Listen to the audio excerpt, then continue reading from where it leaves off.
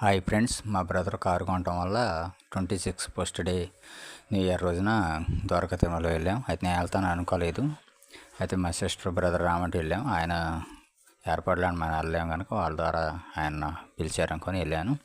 అయితే వాహన పూజ అయిన తర్వాత స్వామివారిని చూద్దాం రామన్నారు. ఫస్ట్ డే రోజున స్వామివారి సన్నిధిలో కాలు పెట్టడం చాలా సంతోషం అనిపించింది. చిన్నప్పుడు ఇప్పుడు అమ్మ తీసుకెళ్ళింది, ఈ మధ్యలో మేము వెళ్ళలేదు, అమ్మ నాన్న తీసుకెళ్ళారు. అయితే మా అబ్బాయిలు అయితే రావడం కుదరలేదు. మా సిస్టర్ వాళ్ళిద్దరు అబ్బాయిలు, మా బ్రదర్ వాళ్ళ ఫ్యామిలీ, వాళ్ళ మదర్ వాళ్ళ అమ్మాయి, అన్నయ్య వాళ్ళ మనవాళ్ళు, నేను కలిసి వెళ్ళాము. అయితే కీలైనప్పటి దేవుని దర్శించుకున్నాం. తిరిగి ప్రయాణంలో తిరిగి ఇంటికి వెళ్దామని కారు కోసం అక్కడ నిలబడినప్పుడు అయితే ఇంతవరకు వచ్చాం కానీ జనం ఉండటం వల్ల అంత క్లియర్గా చూడలేకపోయాం స్వామి అని అనిపించింది.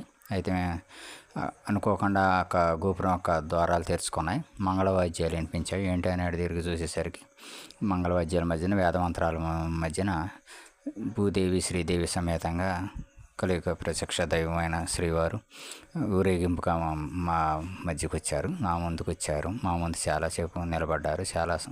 చాలాసేపు చూసాము. అక్కడ చూడలేను అనుకున్న వెళ్తే ఇక్కడైతే పూర్తయింది. చాలా సంతోషం అనిపించింది. గోవిందాన్ని కామెంట్ చేయండి.